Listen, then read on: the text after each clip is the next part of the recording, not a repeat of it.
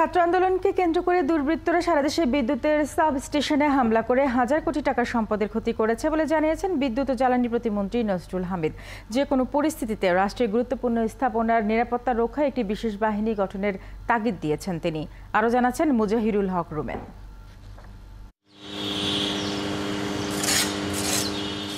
শিক্ষার্থীদের আন্দোলনকে কেন্দ্র করে দুর্বৃত্তরা টঙ্গীর চেরাগালী, কাজলা, আদাবর, আজিমপুর ও চর সৈয়দপুরের বিদ্যুতের সাবস্টেশনে হামলা চালায়। এছাড়াও হামলা হয়েছে নরসিংদী, মাদারীপুর ও নারায়ণগঞ্জ পল্লী বিদ্যুৎ সমিতির কার্যালয়ে। এসব হামলায় হাজার কোটি টাকার ক্ষতি হয়েছে বলে জানালেন বিদ্যুৎ ও জ্বালানি প্রতিমন্ত্রী নসরুল হামিদ।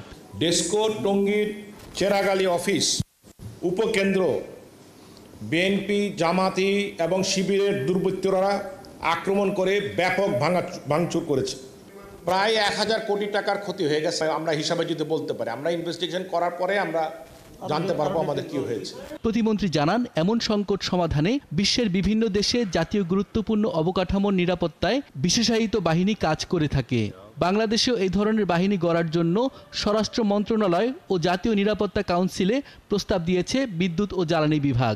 বিভিন্ন মন্ত্রণালয়ের গুরুত্বপূর্ণ স্থাপনা রক্ষায় এমন বাহিনী জরুরি বলেও জানান প্রতিমন্ত্রী। ইনফ্রাস্ট্রাকচার সিকিউরিটি যে ফোর্সেস, তারা স্পেশালাইজ ফোর্স, তারা ইনফ্রাস্ট্রাকচারগুলোকে কীভাবে সিকিউর করবে সেগুলি তারা ট্রেন প্রাপ্ত। বাহিনীটা অ্যাকচুয়ালি সরকারকে করতে হবে, বিদ্যুৎ বিভাগ বা জ্বালানি বিভাগ এককভাবে পারবে না। এটা সমষ্টিগতভাবে সমস্ত প্রতিষ্ঠানের জন্য স্ব বিভাগ এটার যে খরচপাতি আছে এটা কিন্তু চালাতে পারে, যারা বাইরে আছে, ইন্ডিয়াতে আছে, বিভিন্ন দেশে আছে। বিদ্যুৎ ও জ্বালানি খাতের প্রতিষ্ঠানের সাইবার নিরাপত্তা নিশ্চিতে কাজ চলছে বলেও জানান তিনি।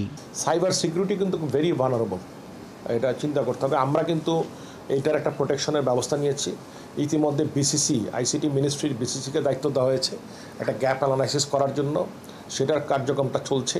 গত কয়েকদিন বিদ্যুতের পোস্টপেড গ্রাহকদের বিল দেয়া সম্ভব ছিল না, তাই 31 জুলাই পর্যন্ত ডেসকো ও পিডিবির এবং 28 জুলাই পর্যন্ত ডিপিডিসির পোস্টপেড মিটারের গ্রাহকরা বিলম্ব মাসুল ছাড়াই বিদ্যুৎ বিল পরিশোধ করতে পারবেন বলেও জানান প্রতিমন্ত্রী।